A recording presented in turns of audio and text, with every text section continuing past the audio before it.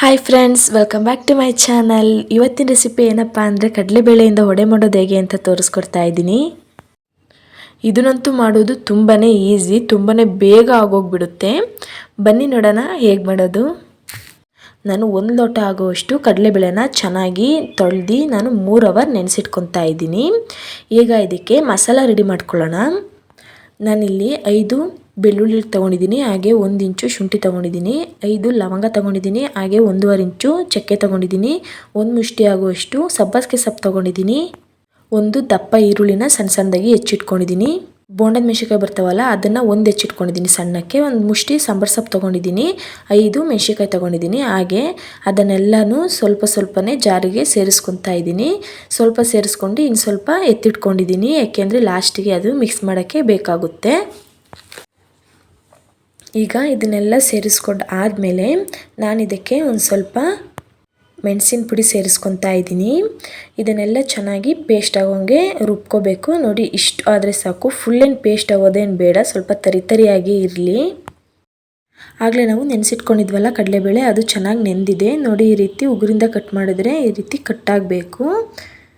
ಈಗ ಅದನ್ನೆಲ್ಲ ಆಗಲೇ ರುಬ್ಬಿಟ್ಕೊಂಡಿದ್ವಲ್ಲ ಮಸಾಲೆ, ಅದೇ ಮಿಕ್ಸಿ ಜಾರಿಗೆ ಸೇರಿಸ್ಕೊಂಡು ಚೆನ್ನಾಗಿ ರುಬ್ಕೊಬೇಕು. ತುಂಬ ಪೇಸ್ಟ್ ಆಗೋದೇನು ಬೇಡ, ಸ್ವಲ್ಪ ತರಿಯಾಗಿದ್ದರೆ ಸಾಕು. ನೋಡಿ ಈ ರೀತಿ. ಈಗ ಇದಕ್ಕೆ ನಾವು ಆಗಲೇ ಪೇಸ್ಟ್ ಮಾಡಿ ಇಟ್ಕೊಂಡಿದ್ವಲ್ಲ ಮಸಾಲೆನ ಸೇರಿಸ್ಕೊತಾ ಇದ್ದೀನಿ. ಹಾಗೆ ಆಗಲೇ ಎತ್ತಿಟ್ಕೊಂಡಿದ್ವಲ್ಲ ಸಾಂಬಾರು ಸೊಪ್ಪು ಎಲ್ಲ, ಅದನ್ನು ಇದಕ್ಕೆ ಸೇರಿಸ್ಕೊತಾ ಇದ್ದೀನಿ. ಇದಕ್ಕೆ ಮೇನಾಗಿ ಸಬ್ಬಸಿಗೆ ಸೊಪ್ಪು ಸೇರಿಸೋದ್ರಿಂದ ಘಮ ಕೂಡ ತುಂಬ ಚೆನ್ನಾಗಿ ಬರುತ್ತೆ, ಟೇಸ್ಟ್ ಕೂಡ ಚೆನ್ನಾಗಿರುತ್ತೆ. ಇದಕ್ಕೆ ಅರ್ಧ ಸ್ಪೂನ್ ಉಪ್ಪು ಸೇರಿಸ್ಕೊತಾ ಇದ್ದೀನಿ, ಹಾಗೆ ಅರ್ಧ ಸ್ಪೂನ್ ಅರಿಶಿನ ಸೇರಿಸ್ಕೊತಾ ಇದ್ದೀನಿ. ಉಪ್ಪು ನಿಮಗೆ ಎಷ್ಟು ಬೇಕೋ ಅಷ್ಟು ನೋಡಿ ಸೇರಿಸ್ಕೊಳ್ಳಿ. ಈಗ ಇದನ್ನು ಚೆನ್ನಾಗಿ ಮಿಕ್ಸ್ ಮಾಡ್ಕೋಬೇಕು. ನಾವಿದನ್ನು ಚೆನ್ನಾಗಿ ಉಂಡೆ ಕಟ್ಟೋ ಹಾಗೆ ಇರಬೇಕು, ತುಂಬ ತೆಳು ಆಗಬಾರ್ದು, ಒಂದು ಸ್ವಲ್ಪ ಕೂಡ ನೀರು ಸೇರಿಸ್ಕೊಬಾರ್ದು, ಇದೇ ಹದದಲ್ಲಿ ಇರಬೇಕು. ನೋಡಿ, ಈ ರೀತಿ ಒಂದೊಂದನ್ನೇ ಉಂಡೆಯಾಗಿ ಮಾಡಿ ಈ ಥರ ಒಂದು ಪ್ಲೇಟ್ ಮೇಲೆ ನಾನು ಇಟ್ಕೊತಾ ಇದ್ದೀನಿ. ಅಂದರೆ ಎಣ್ಣೆ ಕಾಯುವಾಗ ನಾವು ಅಲ್ಲೇ ತೊಟ್ಟಿ ಬಿಡೋಕ್ಕೆ ಸ್ವಲ್ಪ ಹಿಂಸೆ ಅನಿಸುತ್ತೆ, ಹಾಗಾಗಿ ನಾನು ಈ ಥರ ತೊಟ್ಟಿಟ್ಕೊತಾ ಇದ್ದೀನಿ. ನಾನು ಯಾವ ರೀತಿ ಹೇಳ್ಕೊಟ್ಟೆ ಅದೇ ರೀತಿ ನೀವು ಮಾಡಿ, ಸ್ವಲ್ಪನೂ ಮಿಸ್ ಆಗಲ್ಲ. ನೋಡಿ, ಈಗ ಇದನ್ನು ಎಣ್ಣೆಗೆ ಬಿಟ್ಕೊತಾ ಇದ್ದೀನಿ. ನೀವೇನಾದರೂ ಹಿಟ್ಟನ್ನು ತೆಳ್ಳಗೆ ಮಾಡಿಕೊಂಡ್ರೆ ನೀಟಾಗಿ ಬರಲ್ಲ ವಡೆ, ಏಕೆಂದರೆ ತೆಳು ಇದ್ದರೆ ಅವು ಒಡೆದೋಗೋ ಚಾನ್ಸಸ್ ತುಂಬ ಇರುತ್ತೆ.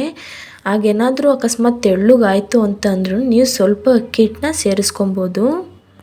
ನೋಡಿ, ಈ ರೀತಿ ಮಗ್ಚಕ್ಕೊಂತಾನೆ ಇರಿ, ತುಂಬ ಹೈ ಫ್ಲೇಮಲ್ಲಿ ಇಟ್ಕೊಳಕ್ಕೆ ಹೋಗಬೇಡಿ, ಸ್ವಲ್ಪ ಲೋ ಫ್ಲೇಮಲ್ಲೇ ಇರಲಿ.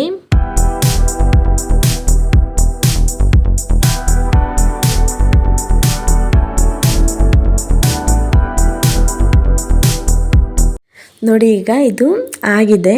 ನಾನು ಇದನ್ನು ಒಂದು ತಟ್ಟೆಗೆ ಎತ್ತಿಟ್ಕೊತಾ ಇದ್ದೀನಿ.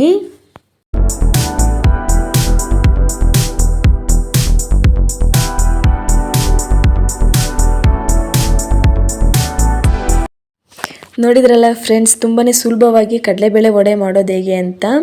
ನಿಮಗೆ ಈ ವಿಡಿಯೋ ಇಷ್ಟ ಆಗಿದ್ದರೆ ಪ್ಲೀಸ್ ಲೈಕ್ ಮಾಡಿ, ಶೇರ್ ಮಾಡಿ, ಕಮೆಂಟ್ ಮಾಡಿ ಮತ್ತು ಸಬ್ಸ್ಕ್ರೈಬ್ ಮಾಡೋದನ್ನ ಮರಿಬೇಡಿ.